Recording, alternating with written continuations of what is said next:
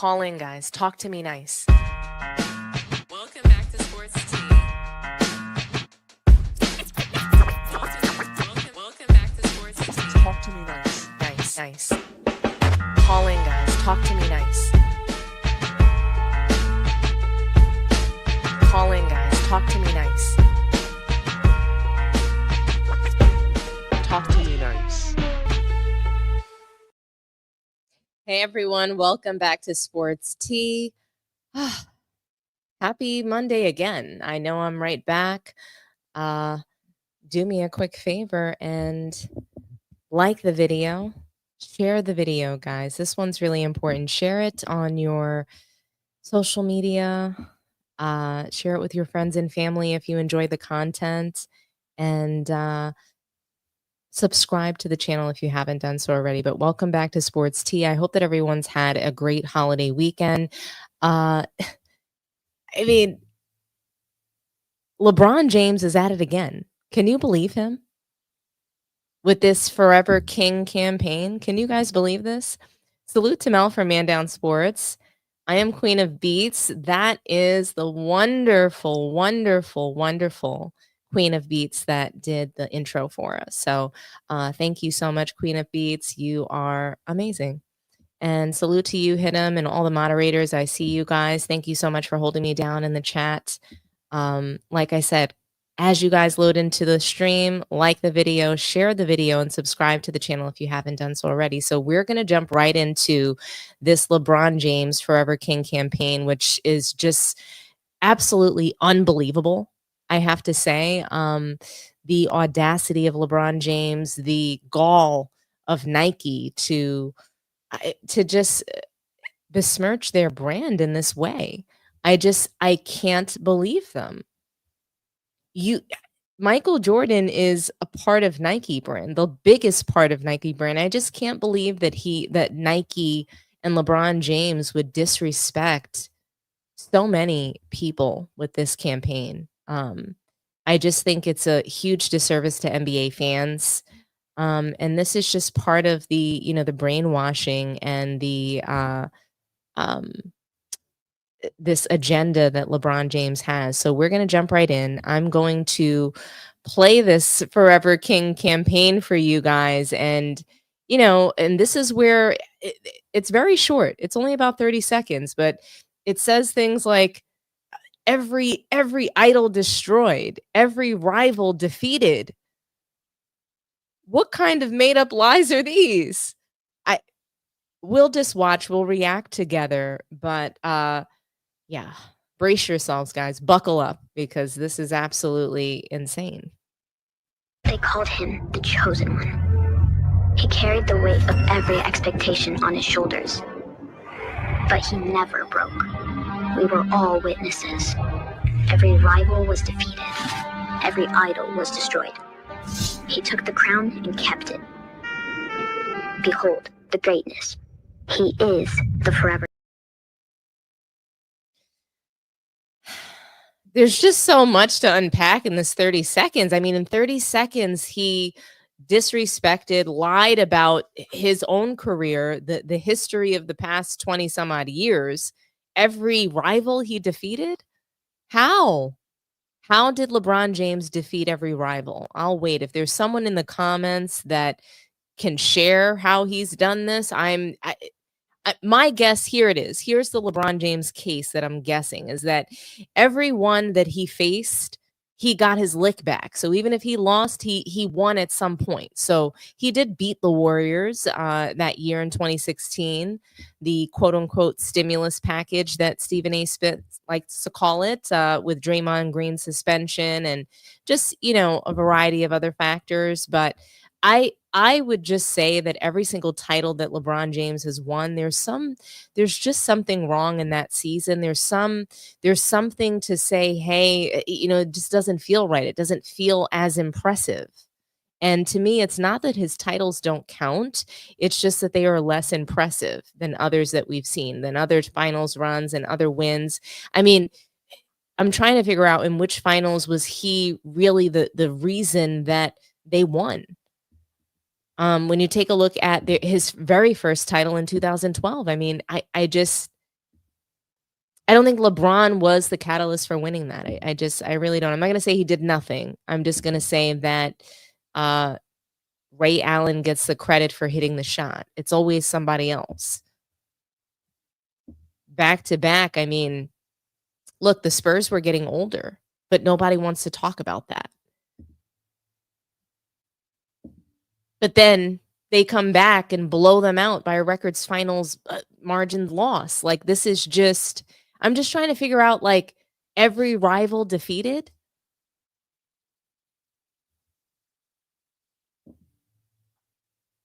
He has lost more than he's won in the finals. How can you say every rival defeated? How can you say every idol destroyed? I'm trying to figure it out. How has he surpassed Tim Duncan? How has he surpassed Kobe Bryant? How has he surpassed Michael Jordan? How has he surpassed Kareem Abdul-Jabbar? You can't surpass people in, you know, whatever you think is important to surpass, but not the main thing. And, you know, there's a lot of content creators that you know, we come to YouTube and we talk the truth. We tell the truth about LeBron James, Klutch Sports, the narratives that are just false, right? We come in here and we share the real deal. And there's a content creator that I enjoy from Simply Ball Dropping. He likes to say, let's keep the main thing the main thing. And the main thing is winning. The main thing is winning titles. And that's what was always talked about, whether it was from the media, whether it was from other players. You don't just get to change what you think is important that you're supposed to then make NBA fans believe is important. It's titles, it's rings, it's winning, it's, you know, it's doing what it takes to win titles, but in the most, I guess, impressive way, right? And then you have folks who dominate statistically, and they not just dominate statistically, but they dominate their era, right? And that's what Michael Jordan was able to do. So I'm just trying to figure out, you know, if LeBron James didn't dominate his era, how did he eclipse any of his idols? In what way? In what way has he destroyed Kobe Bryant other than trying to destroy his legacy, trying to destroy the memories that all NBA fans have of Kobe Bryant because he's gone, because he can't be here to defend himself? And I guess, you know, maybe is Nike setting themselves up to, you know, carry on their legacy with someone else after, you know, I guess, you know, people are not going to be around forever, but I do believe that the Jordan brand will be. And this is damaging to Nike's brand to put out a campaign like this. Nobody even believes this. It was laughable. He was cooked immediately all day on social media. I'm just seeing this. I see Flop King on this crown, 3 and 6, like what you're seeing in this little lower thumbnail. LeBron James is a phony. He's a fake. This GOAT debate is fake. But he's so desperate for us to believe it. He's forcing us. He's shoving it down our throats, saying that he kept the crown. When? How did you keep the crown? How could you keep the crown when you kept going to somebody else's team? You kept the crown when you went to Dwayne Wade's kingdom? How are you keeping the crown now? You want to go and run over to Steph Curry's kingdom?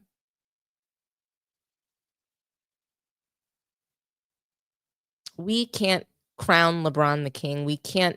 That's why he has to crown himself. That's why he has to say it all the time. Because we're just not willing to say that. It's a joke. Even Draymond Green, when he refers to his king, he's kidding.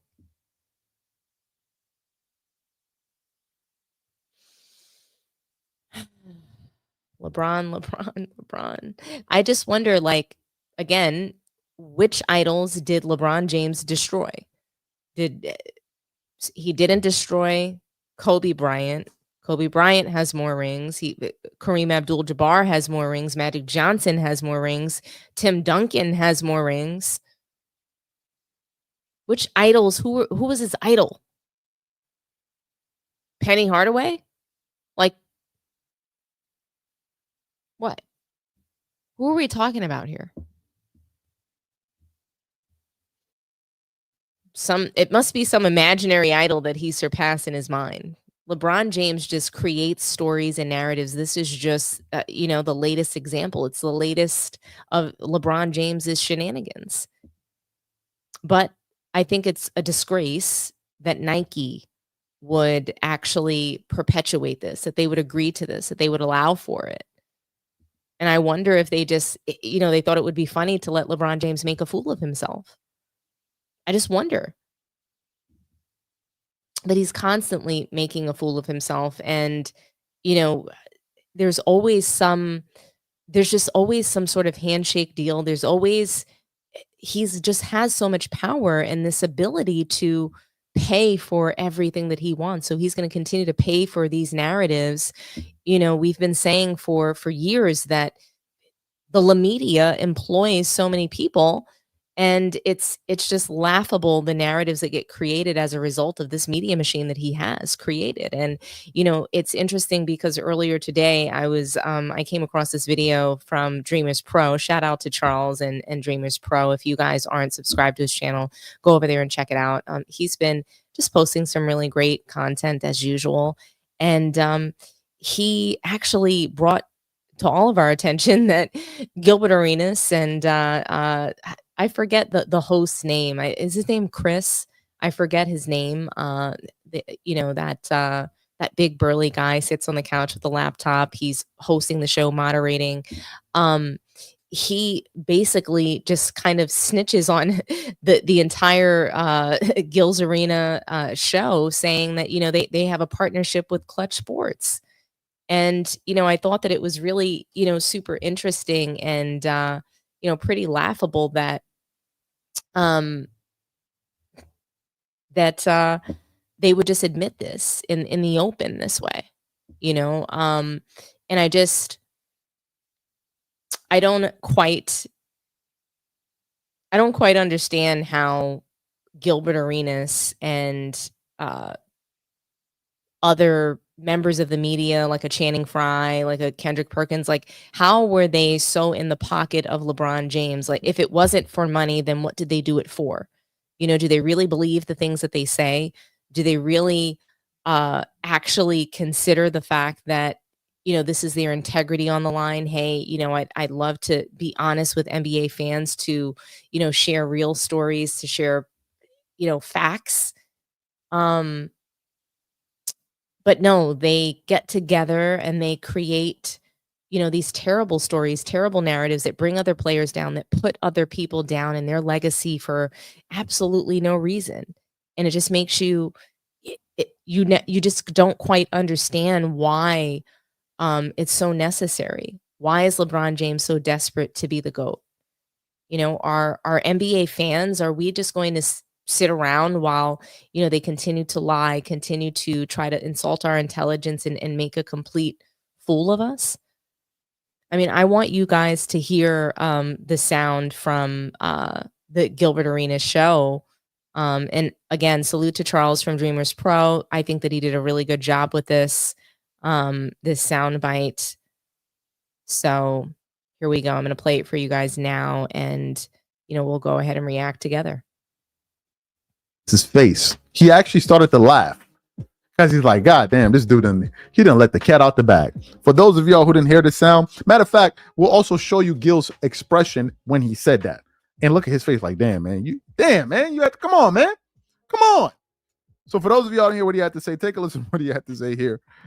And then when I come back and continue on the show, take a listen to these comments here.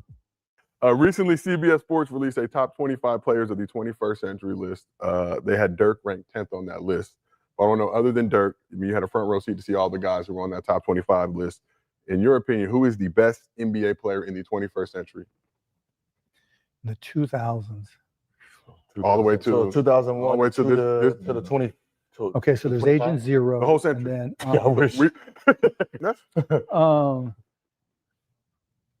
I'd have to go with Kobe, Shaq, McGrady, Duncan, Dirk, Garnett, and then you can put any of 15 different guys, right? I know she didn't say LeBron. I'm a LeBron guy. Yeah, I know LeBron definitely should fit in there Okay, too. Yeah, I got no problem with that. We have a clutch thing. No, I'm a LeBron fan, right? Fantastic. So you heard what they had to say. I mean, you said it. Now, here's the part that I think everybody should take notice of. This is the part. I really love that because they just flat out slipped up and said, hey, we've got a partnership with Klutch. We have this thing with Klutch. And it's just kind of like you're openly admitting in front of everybody, in front of all NBA fans that watch this podcast, one of the biggest sports podcasts out, one of the most popular, you're saying, hey, you know, anything that we talk about, we must mention LeBron on this channel because we've got a partnership with Klutch. So it just instantly, it completely removes your credibility. How can we take anything that they say seriously?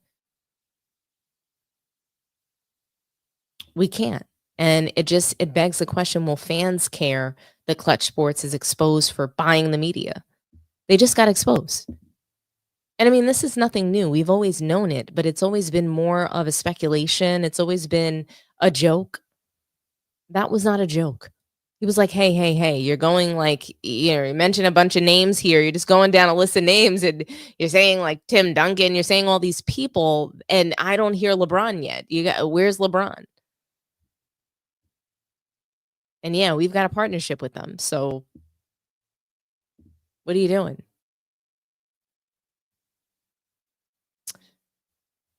I mean, I'm curious what you guys think about it.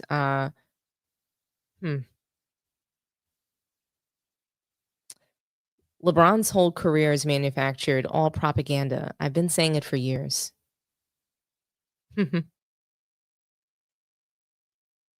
Yeah. You know, he did that on purpose and he put Dirk in there on purpose. Of course. Of course. And I mean, and he's just like, yeah, you know, yeah, LeBron's in there for sure. But LeBron is an afterthought for people who really enjoy basketball, for people who really have some level of respect for the game and what it once was before it became a really just kind of like ugly game, before it became a game that, you know, was predicated on manufactured success, trying to pass down athletic performance. I've never seen anything like that. I've never seen someone try to pass down their, you know, their athletic accomplishments onto their son that just couldn't perform, doesn't perform, won't perform. Wearing a costume. We all have to witness that. That's what we're a witness to. Yeah, we've been a witness. We've been a witness to LeBron James flopping for 20 some odd years. We've been a witness to one of the biggest NBA final collapses in all of NBA history, 2011. I mean, that was one of the most epic meltdowns that we could have ever possibly seen. One of the biggest choke jobs ever. And he didn't even choke. He disappeared. He just quit. He quit on his team. Before that, LeBron James had to be sedated. He had leg cramps. That's what we've witnessed, guys. We've witnessed the quote unquote, the supposed GOAT saying, hey, you know, I was really injured while I played this NBA Finals. I'm going to come out and talk to you guys with a cast on. Forever King? I mean, it's like he's taunting NBA fans, the ones that are praying and hoping for his retirement. That's all we've been asking for. It's LeBron, please retire already, please. But he just won't do it. Forever King, holding on to the crown. He defeated his rivals, all of them. Destroyed his idols. Destroyed how? In which way?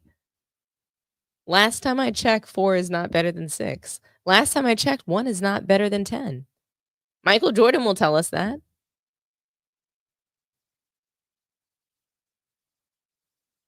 I don't know.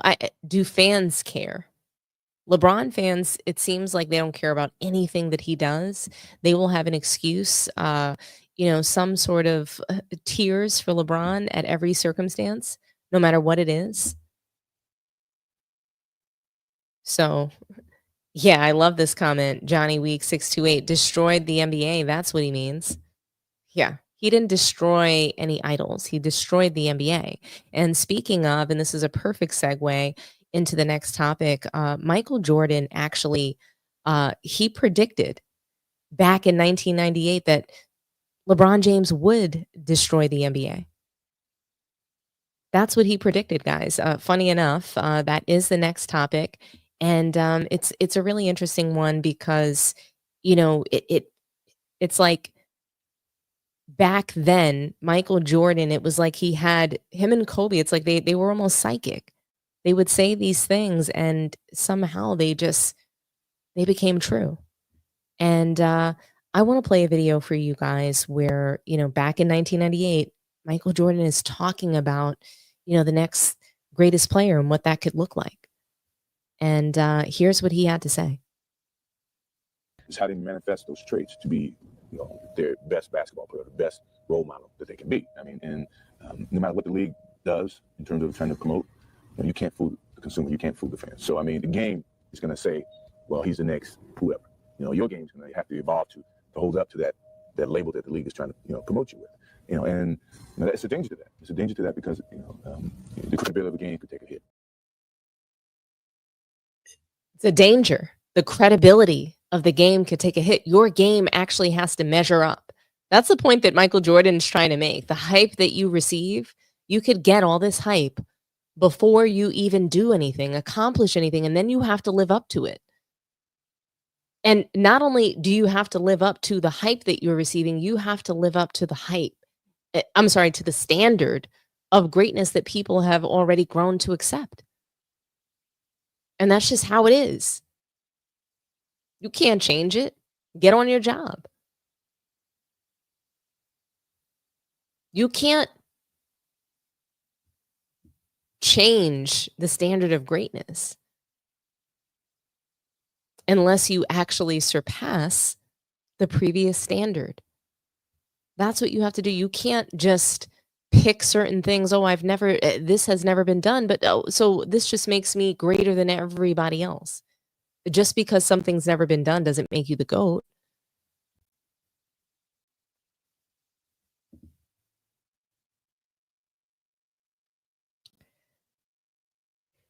Yeah, I don't think anybody's been on performance enhancements as long. But Michael Jordan said what he said, right? That prediction, I mean, it feels so real today when you take a look at the NBA and how it's basically been ruined. The integrity of the sport is gone. You have teams with these insane free throw differentials. You have defense that was removed from the league literally so that players could just do whatever they wanted, not really have any real competition. You have super teams being built. It hurts the integrity of the league and the ability for teams to compete.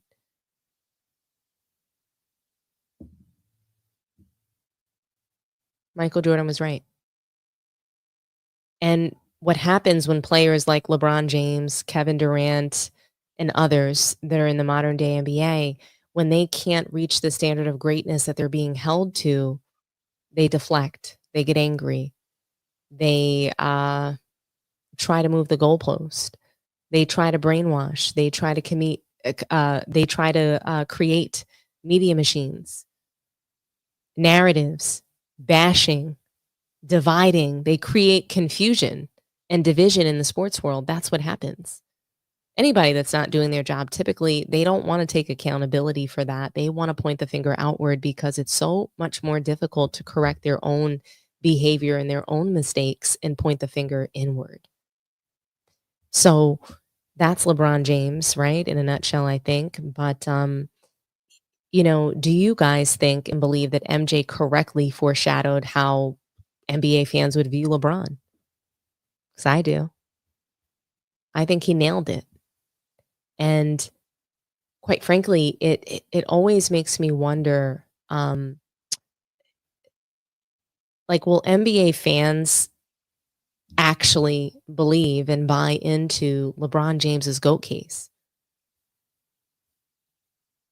there is a delusional cult fan base that actually believes that LeBron James is the GOAT. Nobody in the media believes that, but there are people, like a cult like fan base. I call it, we all refer to it as the blind witnesses, right? Because they keep saying you're a witness. Yes, we're a witness to all this failure. We saw LeBron James lose to Steph Curry. He's 1-3 against Steph Curry. He's 1-2 against Kevin Durant. He never beat Kawhi Leonard. Oh, I'm sorry, excuse me, he did. Who did he never beat? He never beat Dwight Howard. And then he brought him to his team to help him win a title in 2020. He lost to Dwight Howard, got spanked. Was that the series that he needed to be sedated? That was 2010, wasn't it? Yeah, that was the Dwight series was 2009 against Orlando, where they got spanked. And yeah. LeBron James got handled in that series. And nobody talks about like these epic failures that LeBron James had. And honestly, a lot of times in the series, he just wasn't good enough. The idea that he's always just done everything that he could and blah, blah, blah, the points, rebounds, assists. Nobody talks about those turnovers. Points, rebound, and assists matter a lot less when you're turning the ball over 9 times in a game.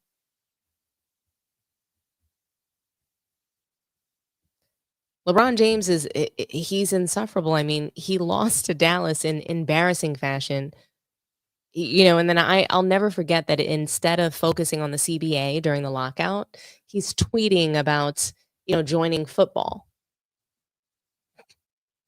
And I'll never forget when he lost, I think it was in 2011, he was asked about, like his final loss. And he talked about poor people just going back to their miserable lives while he and his family are rich.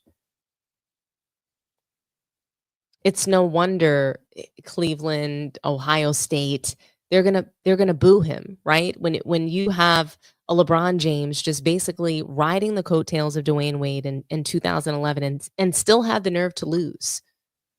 That's my problem with that. You had the nerve to lose that series and you were riding D Wade's coattails.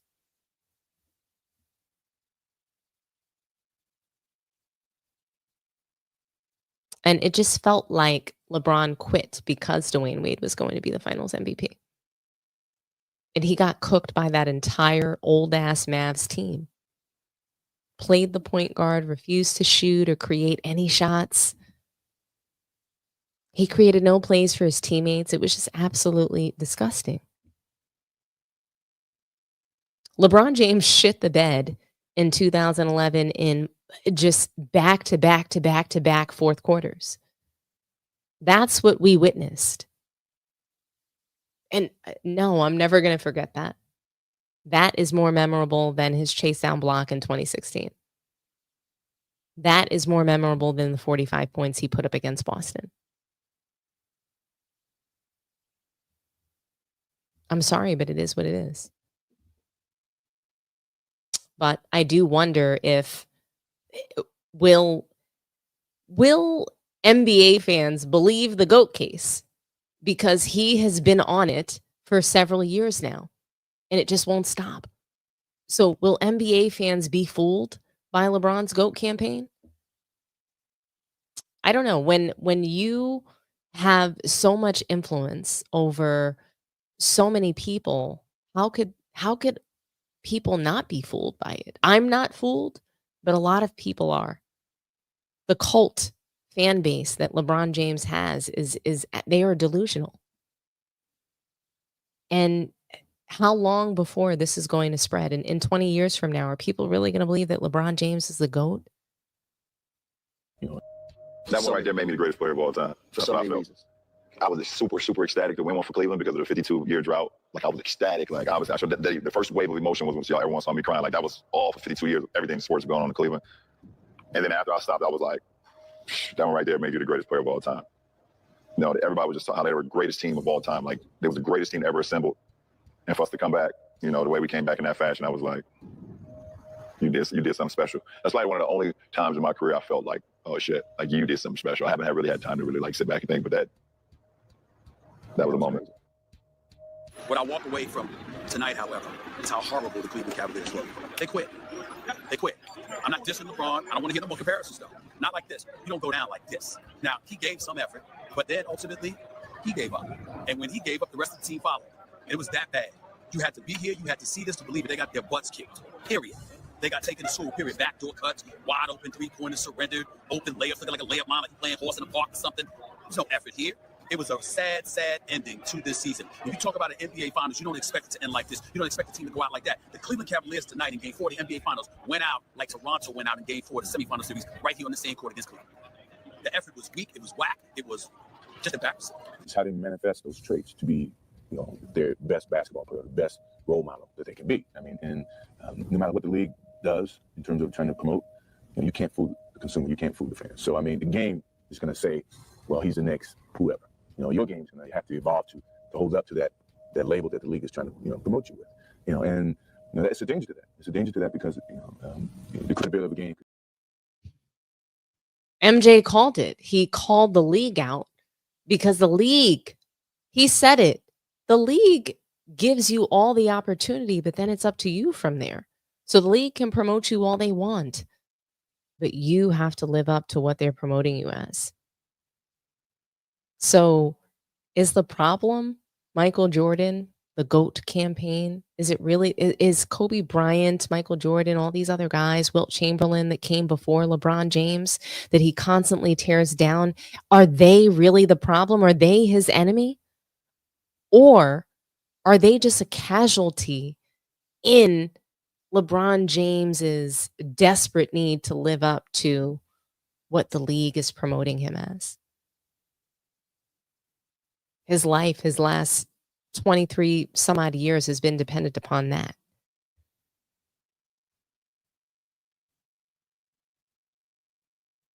Did LeBron sell his soul just to be considered the GOAT?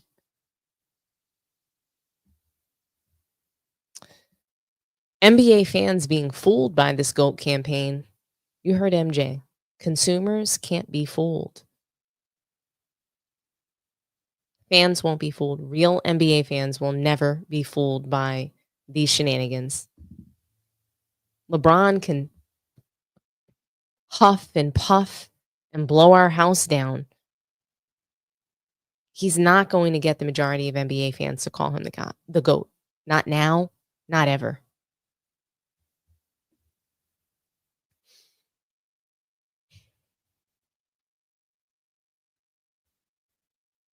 LeBron James is pathetic.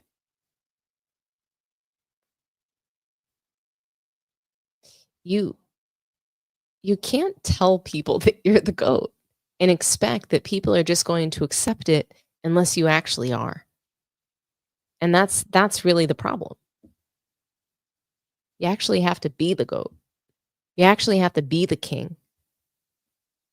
You actually have to protect your crown in the kingdom and everybody in that kingdom.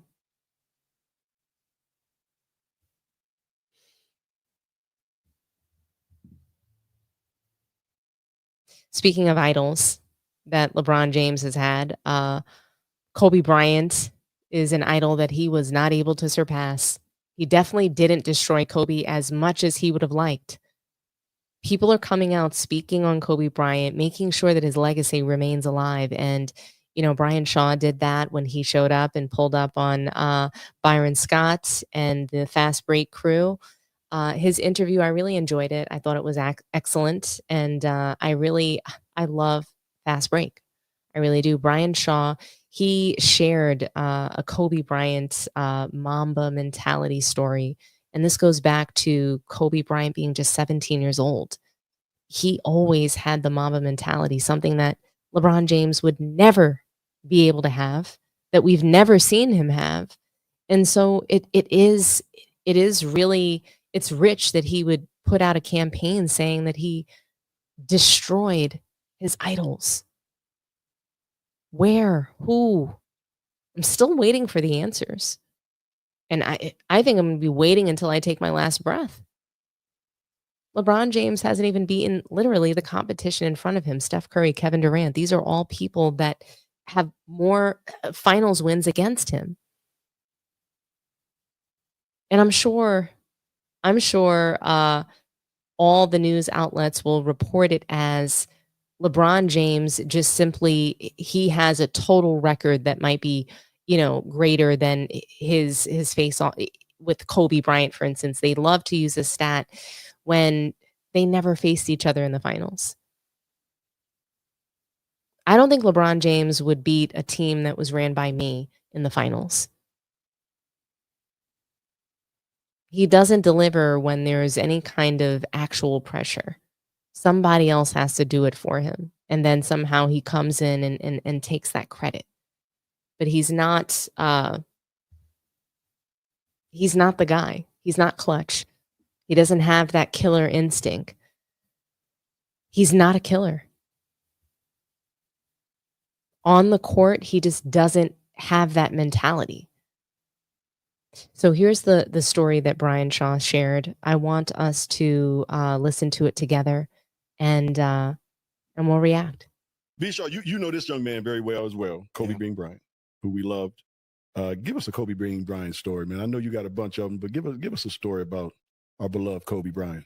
So I met him actually speaking of the lawsuit with the Celtics, when I left Boston to go to Italy. I played against Jelly Bean. Okay. And Kobe was probably 9 or 10 years old at that time in Italy. And so he was, the teams on the court warming up. And here's this little kid challenging everybody to play one-on-one, to play horse, and what have you. And then fast forward, I didn't see him until his junior year of high school again, after seeing him after meeting him in Italy. And Jelly Bean he actually brought him to the finals when I was in Orlando, 94, 95 season. So now Kobe is same height as me, 11th grade.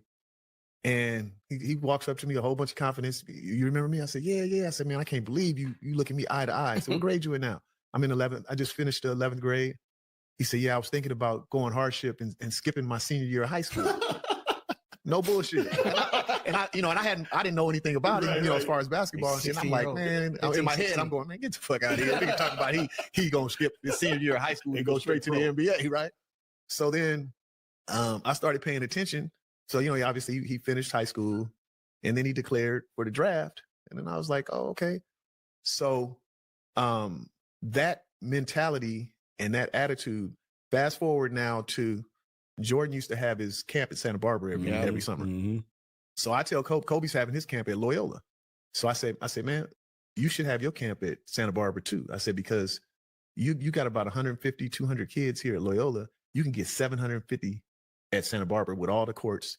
And I said, Jordan is getting $750 per session, per kid, and getting 750 kids. You do the math on that. He said, no, he got his. I said, do it a month earlier or a month after or whatever. It doesn't matter. You could do it. So he eventually started doing his camp at Santa Barbara too. I love to fish. So right where the Bacara Hotel is in Santa Barbara, it's right on the bluff. And when I was in school there, I used to fish off the beach right there. So he's smoking a cigar after camp one day. And I say, hey, man, you got to get up early in the morning with me, man, and come down to the beach. I'm catching sharks and stingrays and all kind of stuff on the beach. So he said, all right, I'll meet you down there at 7:30 tomorrow morning. He didn't end up coming. So I take some pictures of these sharks and stingrays that I'm catching, and I text them to him. And I said, see, man, see what you missed? And he said, oh, man. He said, what you do with them? And I said, I just took a picture with him and I just threw him back in the water and let him go. He said, why'd you do that? I said, what was I supposed to do? He was like, you're supposed to kill him. I said, I'm supposed to kill. I said, why? He said, they got caught.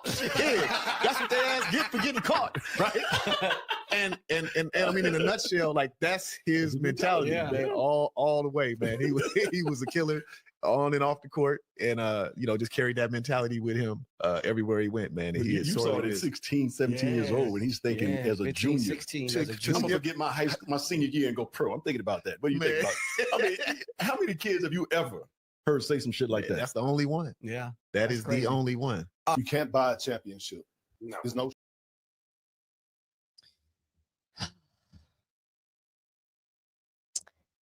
Kobe Bryant had that Mamba mentality. That's just, he was always like that. And everybody that talks about Kobe Bryant shares some story that, that shares how confident he was as a young player. He knew he had something special. He knew that he was going to continue to put in the work and get better. Everybody could tell that he was going to be something really special at 17. Kobe Bryant put in so much work. He worked on his game incessantly. Everybody who talks about him says he was a killer. I never hear anybody say that about LeBron James. No one. All I ever hear them say is that he's great at working out. That's all I ever hear people say. LeBron's always in the gym. Never in the gym playing basketball. Took him 40 years old to have a consistent shot for 37%.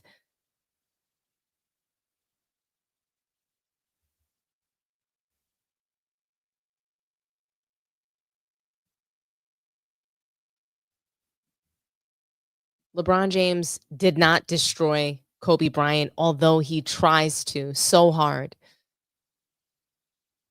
Hasn't surpassed him. Hasn't captured that elusive fifth ring. And we know that if he does, it will be a manufactured title, just like the rest of them. But why can't LeBron James win more titles, I think, is really the question that we need to be asking. And it's the main reason is because of how he plays basketball. When you're playing the best team basketball, those teams typically win championships. There is a formula to winning titles. Defense, rebounding, playing both sides of the court. That's just some, one of the basic things that might get you there, right? And hopefully help you win if you remain consistent in those things. But LeBron James, I don't think he really knows how to play organized basketball. I'm going to be very, very honest with you guys. I think that because he never went to college, that's why he has such a timid game. That's why he's always so scared. That's why he has never been really able to step up to the plate in a meaningful way for his teams. He's got to pretend. He fakes it till he makes it. He fakes his way into these titles because, again, somebody else has got to do it. Going back to high school, somebody else has had to hit those winning shots. It wasn't him. It was a guy who was like under 5 feet tall, Drew, hitting shot after shot after shot so that they could win those high school titles.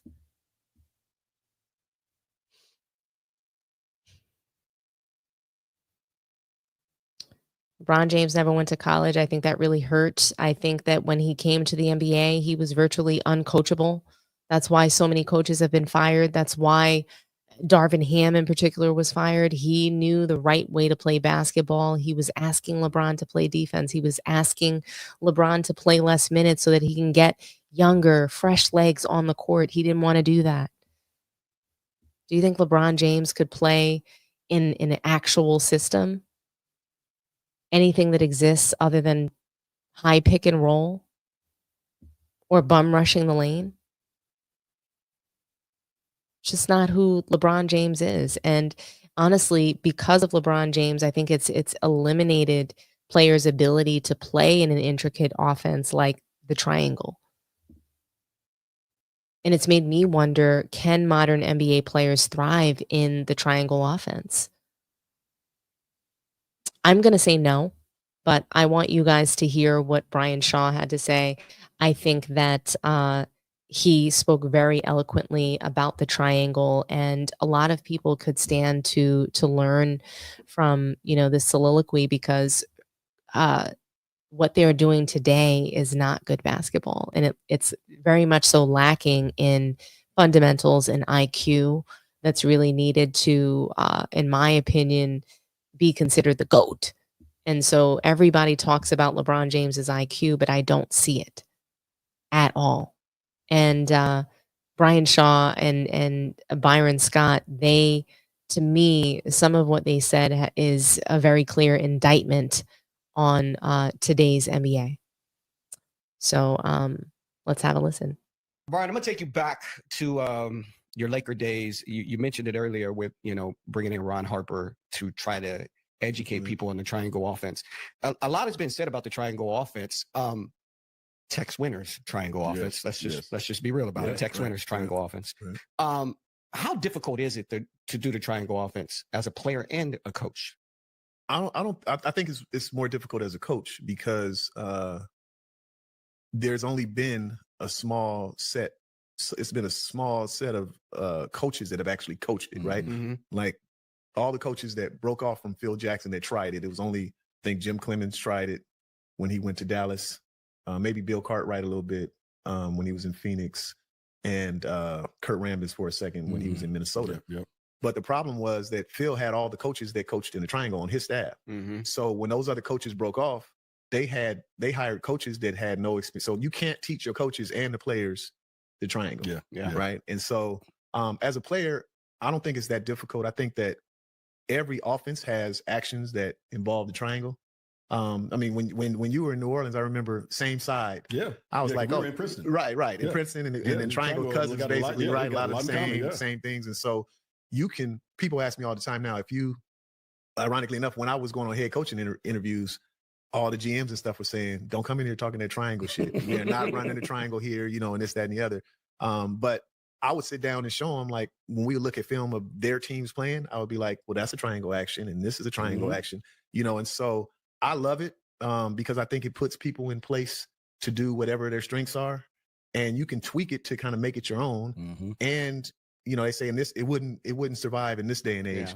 Well, yeah, because of the 3-point line and how prolific it is now, the triangle, the beauty of it to me is that it's a zone offense, that it's an overload, right? But you can run it against man-to-man, you can run it against zone. Don't matter. The same side out of bounds plays, you don't have to do anything different. And if a team presses you, you just move the triangle up to the level of the pressure. And so in the 2001 finals, where we went 15-1, we got in such a groove, we didn't ever have to call anything, right? Because it's based on actions that, and it's hard to scout. And I say that because if we call 53, which is basically just UCLA to a side pick and roll, and you take away the entry pass to the wing, all these other automatics kick in, right? So now, even though we call 53 and it's supposed to be UCLA to a side pick and roll, they took away the entry pass. Now we lag it to the other side. It turns into something. Now it turns into center opposite. Yeah. So a scout can sit up there and say, oh, they called 53 at 7 minutes and 20 seconds of the first quarter, but we actually really ran center opposite. Now their whole scouting report is fucked up because they don't know from the strong side to the weak side now. I mean, and they have no idea what the hell's going on. And that's what I love about it. You know what I mean? And so in today's, one of the most boring things for me is everything is pick and roll. Everything is pick and roll. So that involves the two dudes that are in the pick and roll, and then everybody else is standing around. So B-Shaw, I think you know this as well as I do.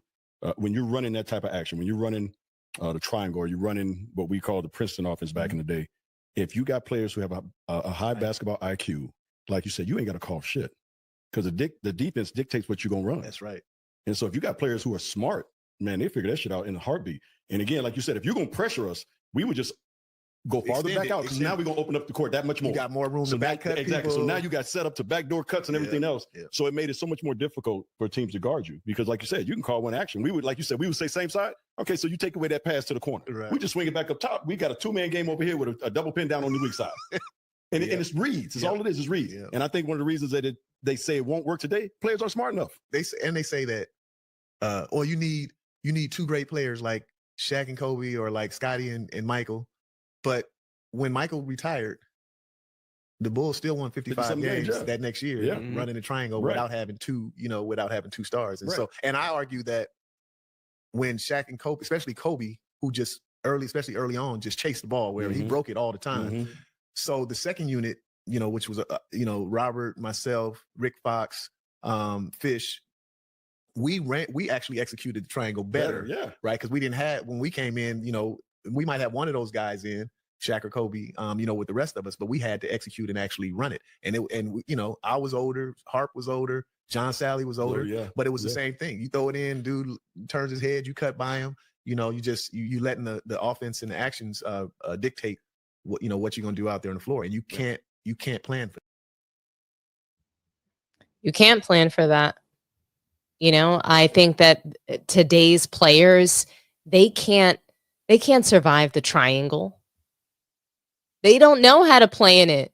They're not smart enough. And Byron Scott called it out. And this podcast, what I love so much about Fast Break is that they flat out call out today's players for their lack of IQ.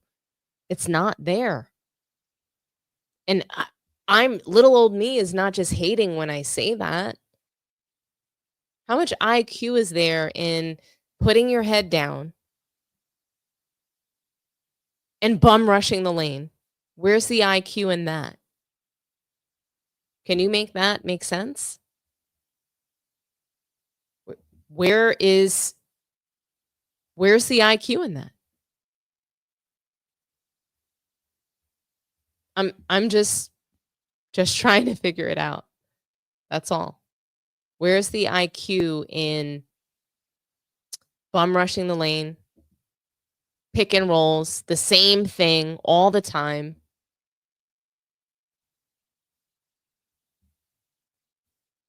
Same play. No defense. What kind of IQ needs to be used if nobody's playing any defense? I'm just curious.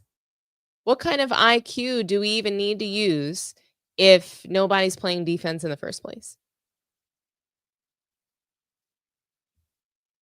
I would love to know what you guys think. Can modern NBA players survive in today's offense? And we have some super chats over here that I'm gonna take a moment to read for you guys.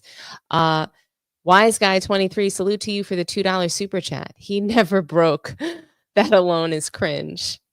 I mean, we know he broke all the way down. LeBron James has broken so many times. Before the 2011 meltdown, in 2007, when he went to the finals, he played like shit, guys.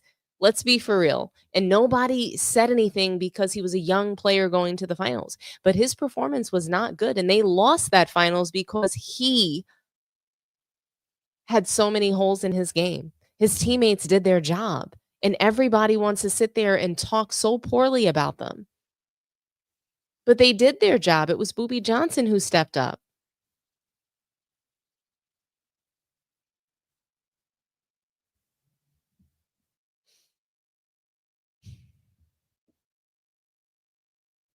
Fast forward to 2009, 2010. Broken. Kevin Garnett will tell you that the Celtics broke LeBron James in 2010. He had to be sedated. Sounds pretty broken to me. Panic attacks, clearly.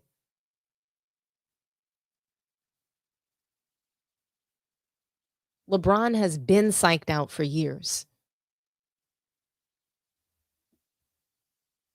Woofio, salute to you for the $5 super chat. Any LeBron highlights in 23 years, not one of them on a Hall of Famer. Of course not. Woofio, another $2. LeBron don't even know how to play street ball. Oh my gosh, he'd be embarrassed. Woofio, another $5 super chat. Salute to you. LeBron got 0 records on any court in the world. Jordan got records on ops teams' home court. Big facts. Woofio, another $2. LeBron thinks IQ means I quit. Oh, snap. That was a good one. That was a really, really good one. But yeah, guys, I mean, it's laughable. It's laughable when we talk about players' IQ today. And I'm not going to say that there's no NBA players that could make it in the triangle. I think SGA would be great in a triangle offense. I think DeMar DeRozan would be great in a triangle offense. Would he be greatest of all time? No, but I think that he could play in it. I think that there are very many skilled players that could play in a triangle. Kawhi Leonard. I think that he would be amazing in a triangle offense. Kevin Durant. Who knows what he'd be able to unlock in the triangle. But what I love about the triangle is how you can manipulate it in any scenario. And so people say it wouldn't work today, and it would work. It's just that people don't know how to use it. They're not smart enough, and they don't have the IQ, and they don't have the I think flexibility in learning. Coaches don't want to learn it. They don't have to. They can just send their guys out there to shoot threes all day and collect the paycheck. No problem, right? But Brian Shaw, he says a lot more great things, I think. And he even talks about what he thinks is causing the decline in the NBA. And he talks about what he thinks is different between today's NBA and prior generations. And I thought what he said was really fair. I thought that, and again, when I give criticism, I think of three things. I think, one, does it need to be said?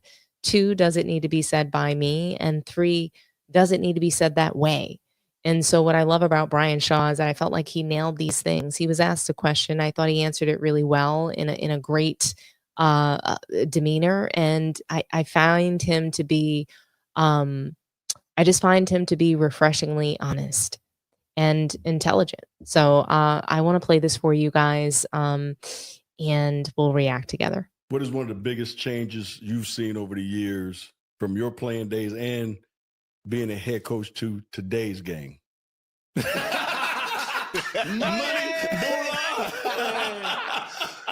oh, it's outrageous now, boy. I don't know what you made your first year. We don't even want to talk about what I made my first year. I made $150,000, and the coaches and the players now, they say to me, "Damn, coach, how'd you live on that?" That's in their pocket right now in the locker room. Yeah. I've been on a team with guys who we go on a 9-10 day East Coast trip, and all they do is bring a backpack and no other bags, right? And then it's like they go in the mall and they buy an outfit, all new stuff, and then leave it, and then go to the next place and go to the mall and buy an outfit and then leave it, and they just have a backpack and a PlayStation. And that's all they travel with, because the money is so crazy that, to them is, they could do that. Now a dollar is still a dollar to me. Yes, at the end of the day. But I mean, that's the biggest thing. And then I also think that I don't think that the players today, I mean, there's exceptions, right, but absolutely. The majority of the players today have no regard or very much respect for the history of the game and the past. Yeah. And the sacrifices that every generation that came before them had to make for them to put them in the position that they're in now. And so I know I was a student of the game, so going on. I mean, I'm proud of the city that I'm from Oakland, right? So I know that Bill Russell and Paul Silas, going all, Lester Connor, going all the way up through myself and GP and Antonio Davis and Greg Foster and J.R. Ryder, Jay Kidd, Damian Lillard. Yeah. I know the history of my city. I know the history of the players that came from my city. I know the history of the game, other teams, other players from other teams. And now, and as a coach, what I used to do, assistant coach, when I'm out on the floor doing stuff with guys before the game, each team usually has a legend or a past player, calling the games or whatever for them. Yeah. So I'll take a young player around. I'll be like, you know who that is right there? Like, for instance, we playing in New York. You know who that is right there with that crazy suit on? That's Clyde Frazier right there. And they, who is that? Yeah, exactly. You know what I mean? And so that to me, that's the biggest difference. So what you just said right now, do you think the public, the fans, sense the same thing, that they're not respecting the past, and that can attribute to some of the ratings decline? Not necessarily. I don't think that's particularly the reason why the ratings have dropped. I think, some of the things that we talked about, like it's it's a lot of the play is just pick and roll. But also a big part of it is that there's so many guys that have gone one and done in college or just 1 year removed from high school to come in the NBA, that the players in the past that went through 4 years of college got to build up a fan base, and people got to recognize them and learn who they were before they got to the NBA. And then once they got to the NBA, it was like you felt like, oh, I already know this guy, right? And if you like him, whatever, then you follow him. And I think that there's a lot of people, a lot of players in the NBA, and maybe a lot of it is because there's a lot of foreign players as well. But I think that the fans aren't as they don't recognize and aren't as into him as much because they haven't been able to follow him. They're not exposed to and him. if it's, I mean, YouTube highlights, or whatever, stuff like that. But when you went through 4 years and going to the NCAA tournament and what have you, you build up a following, you build up a fan base, and I think that that's a big part of maybe why the ratings have dropped. Brian Shaw brings up a lot of really great points. I mean, the disrespect. We've been talking about the battle of the eras on this channel relentlessly, right? I won't let people forget about Wilt Chamberlain. He was the GOAT before Michael Jordan. And he didn't call himself the GOAT. He didn't want to perpetuate that. Guys didn't do that back then. They did not disrespect the prior generation. They just didn't do it. For LeBron James to do something like this again, and for those of you who've missed it, I mean, here's this damn campaign again, Forever King. They called him the chosen one. He carried the weight of every expectation on his shoulders. But he never broke. We were all witnesses. Every rival was defeated. Every idol was destroyed. He took the crown and kept it. Behold the greatness. He is the forever. What who did he defeat?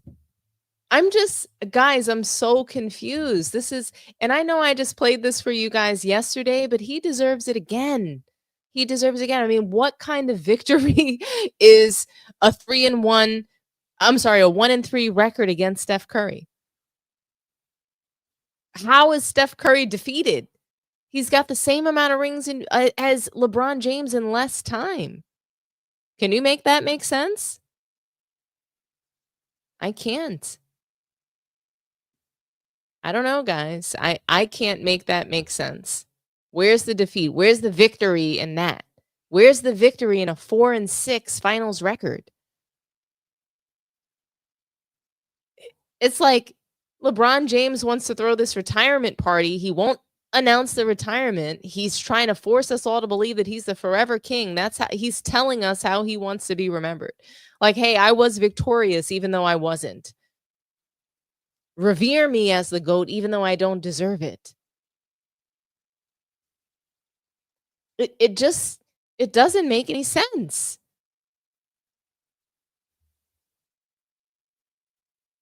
It doesn't add up for me, guys. It doesn't.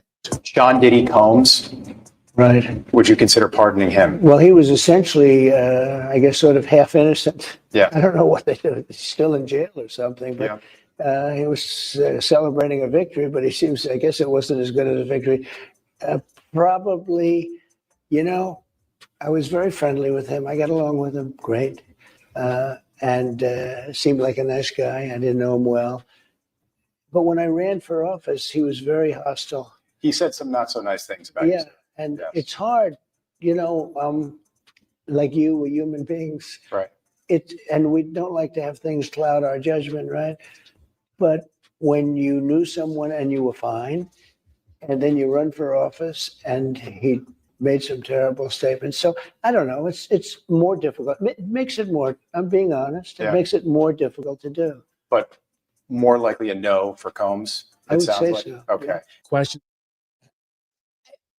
I can't help but think about the fact that Michael Jordan's coming back to the NBA next season. And there's only going to be more embarrassments for LeBron. And how is Michael Jordan expected to respond? Well, I guess he destroyed his idols. I mean, I don't see it, but if that's what he wants to say, sure. What kind of victory is that? I guess a 4-6 finals losing record is a victory. I guess it's defeating your rivals and destroying your idols. Where? So embarrassing. LeBron James embarrasses himself, Nike. He embarrasses his family, in my opinion. And guys, I want to play this video for you one more time, okay, where he talks about being the GOAT. We're not going to watch the whole thing, but I want you guys to zero in on something really, really important here, okay? Watch this. I want to see if you pick up on it. I'm going to play it for you real quick. That one right there made me the greatest player of all time. That's what I felt. I was super, super ecstatic to win one for Cleveland because of the 52-year drought. Like, I was ecstatic. Like, I showed the first wave of emotion was when everyone saw me crying. Like, that was all for 52 years. Everything in sports going on in Cleveland. And then after I stopped, I was like, that one right there made you the greatest player of all time. You know, everybody was just talking how they were the greatest team of all time. Like, they was the greatest team ever assembled. And for us to come back, you know, the way we came back in that fashion, I was like, you did something special. That's like one of the only times in my career I felt like, oh shit, like you did something special. I haven't really had time to really like sit back and think, but that was a moment. What I walk away from. I'm sorry. So LeBron James is lying. He doesn't even believe himself right there. He touches his face. He does this thing with his lips. He's lying. It's classic. LeBron is lying. But right in the beginning, when he utters the words, that one right there made me the GOAT. Did you guys notice Rich Paul's face? He's leaned back and he's like, oh my God. He rolls his eyes because he just realized what LeBron James just did. He realized the enormous job he's going to have to do, damage control, and really trying to make this narrative fit. It wasn't good enough for them to talk about him being the GOAT in private. You know what that told me? You know what that said to me? Right there, that face that he made is, look what we've done. Look at what we've enabled. It's going too far.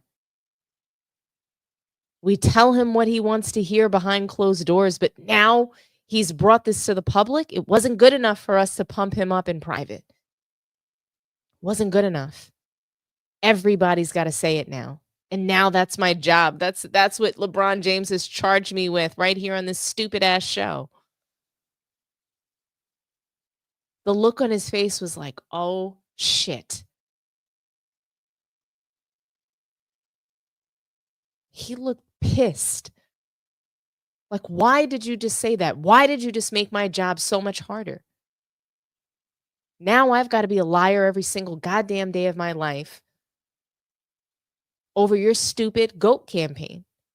And I'm nothing without LeBron James, so I've got to do this.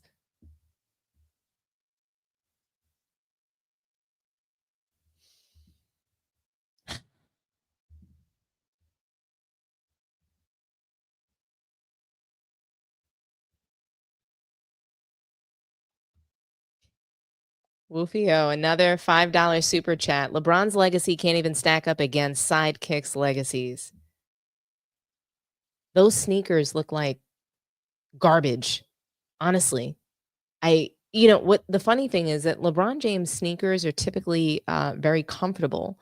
These shoes look like they're made of like metal. I guess the intention is to make them look like they're made of 24 karat gold or something. I don't know, but they're ugly as hell. They look like something out of I don't know. They look like they're supposed to be for Wemby, not for LeBron. They just look like orthopedic 42-year-old shoes, somebody that is trying to do something, a try hard. Those sneakers look like LeBron is trying too hard.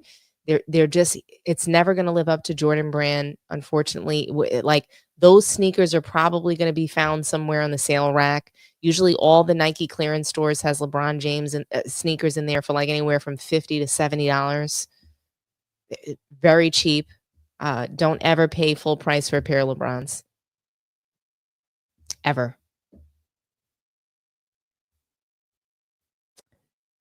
Guys, we have one last topic to talk about. It is going to be a short one. Really and truly, LeBron James has ruined the league, and he's ruined it so much that NBA owners, they have scrambled and scraped to put together super teams, right? And Matt Ishbia has recently come under fire. He's got the wallet. He has the spending capability to do whatever he wants, build his teams the way that he wants, build the organization, hire all kinds of top guns in the industry to be part of this organization. He has come under fire for all of his decision making as an owner.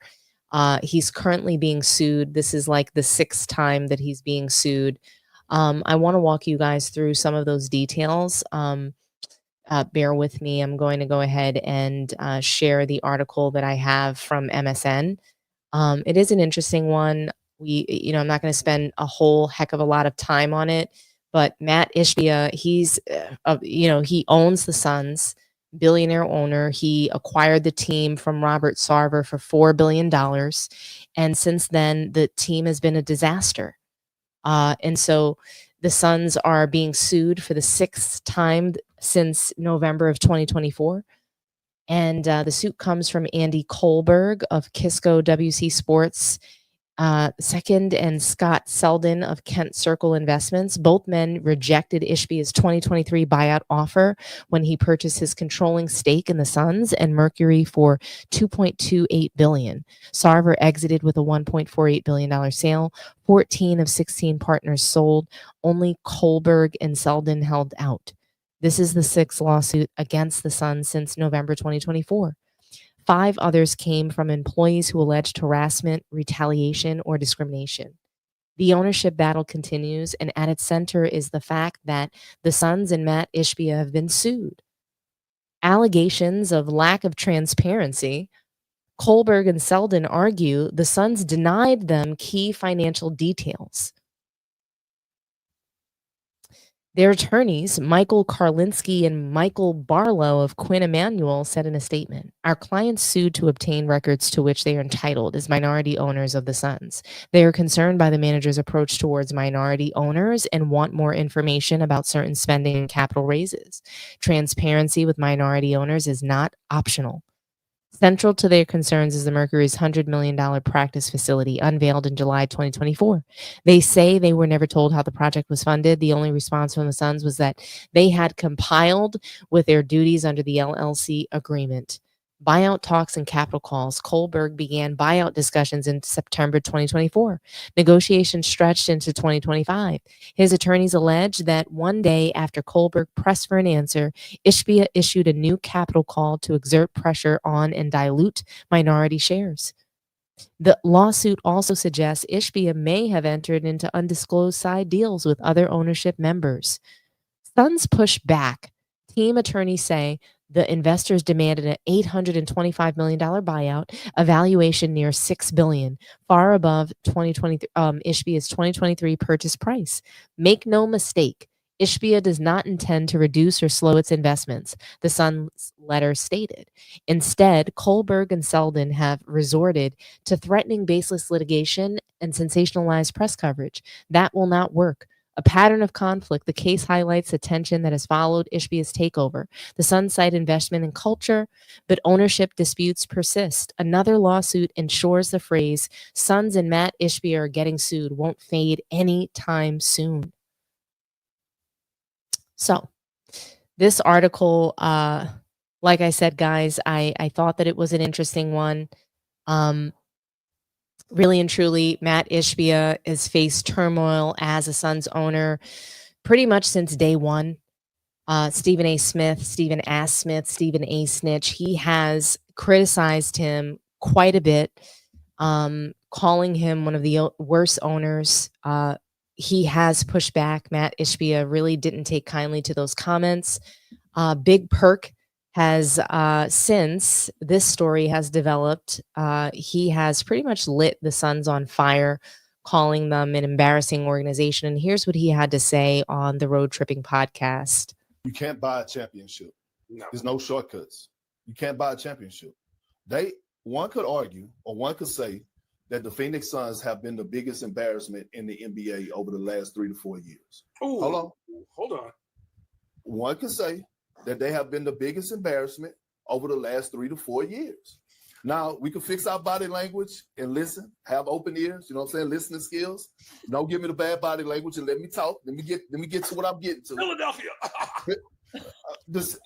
But look, the Sixers, they've had a lot of turmoil, but over the last 2 to 3 years, they produced the MVP. They stuff happened because of injuries, right?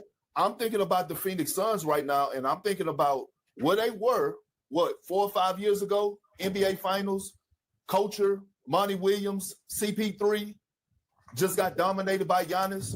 So all of a sudden, you trade your number 1 pick, right, in DeAndre Ayton that you took in that draft, and we not going to get into DeAndre Ayton, but, you know, in the Phoenix Suns jersey, his numbers look pretty damn good.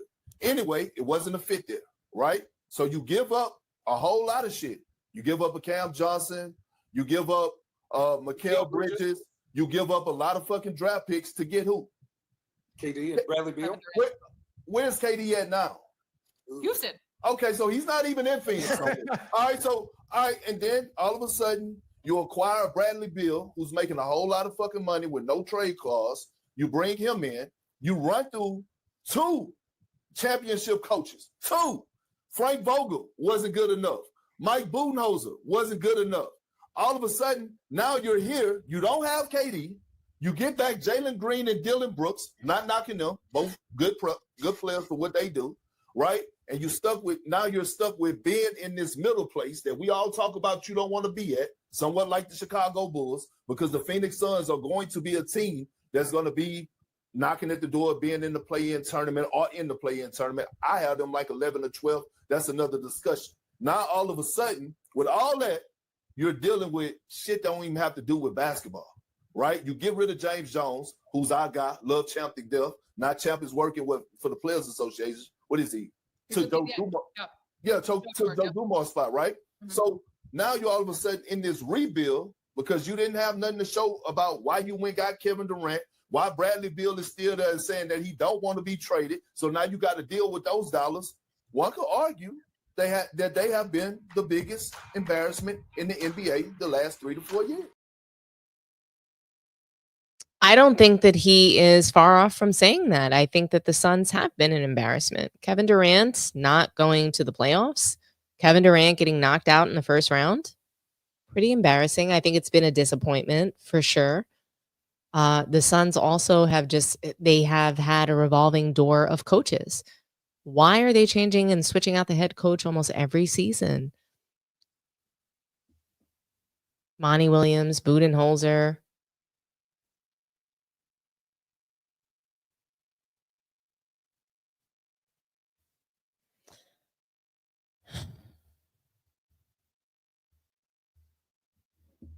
I mean, what do you guys think? Should Matt Ishbia be forced to sell the Phoenix Suns?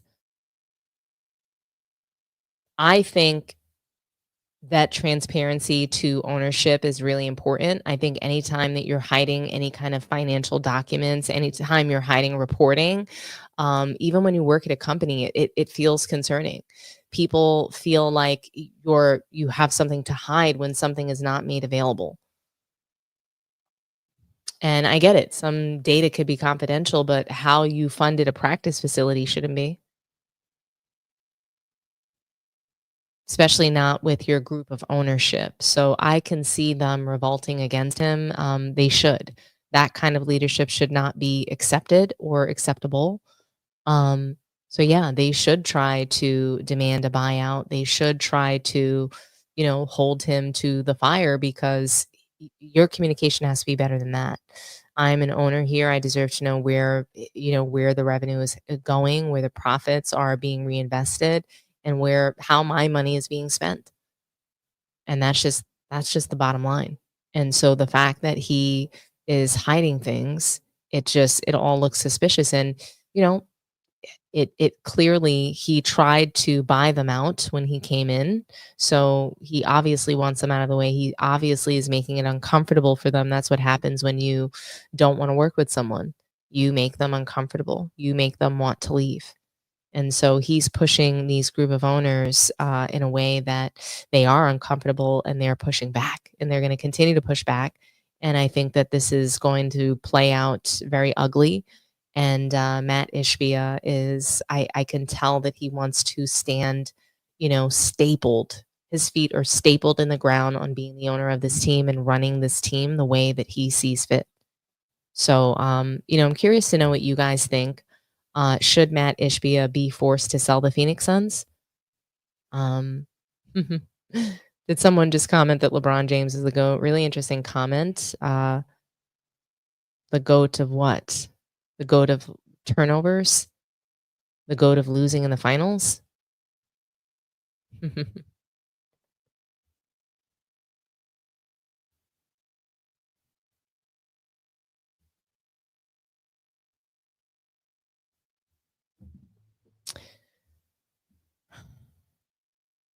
Drop me a line, guys. Do me a favor. And I spent a little bit of time with you guys tonight. Do me a favor and like that video. Subscribe to the channel. Share the video. This one is really huge and important to me because it helps us to grow the sports tea community. And, you know, obviously it would be great to get to 20K subscribers soon. You know, we've already surpassed 10K, and that's a really great feeling. So we've just got to keep scaling, right? So I'm going to keep dropping more content. I'm going to be on my job. If you guys can do me a favor and like that video, that would help me out a lot. And like I said, guys, I need you to get on your job. Be mad, I can have a spat, we can have whatever. Then after that, you better get on your job. That's really that's all it is. Got me on my job. Nah, it ain't never gonna work like that over here. You know what I'm saying? I was trying not to leave this message, but you have left me no choice. You have left me no choice. I was trying not to leave this message, but like the video, guys, we've got 161 people joining the stream tonight. I need you to do me a favor and like that video. Like, share, and subscribe. I hope that everyone has a really wonderful night. Salute to everybody in the chat. The engagement was just amazing. So I think that we can get the likes up to at least 150, right? Like the video, subscribe to the channel, and share the video, guys. And I really, really appreciate you all. Looks like I have one more super chat left. Woofio, thank you so much. Salute to you for another $5 super chat. Appreciate finding channels like this. Y'all don't know the crap we got the last 20 years trying to educate the ignorant fools. You know, I think really and truly, I'm going to say this again, I do believe that everybody's voice deserves to be heard. I just think that when we lie, when we spread hate, and when we divide the sports community, there's nothing positive in that. And I don't know. I want to come in here and share the truth as I see it. My opinions, not everybody's going to agree with them, and I'm okay with that. So, you know, keep coming in here, guys, sharing what you think. Even if it's different from me, I'm super open to hearing it. So let's share together. Let's have fun together. And I hope everybody has a good night. Happy Labor Day. I hope that everybody enjoyed their holiday weekend. And you know, and I hope that you guys are not working too hard. So have a wonderful, wonderful night. Bye-bye.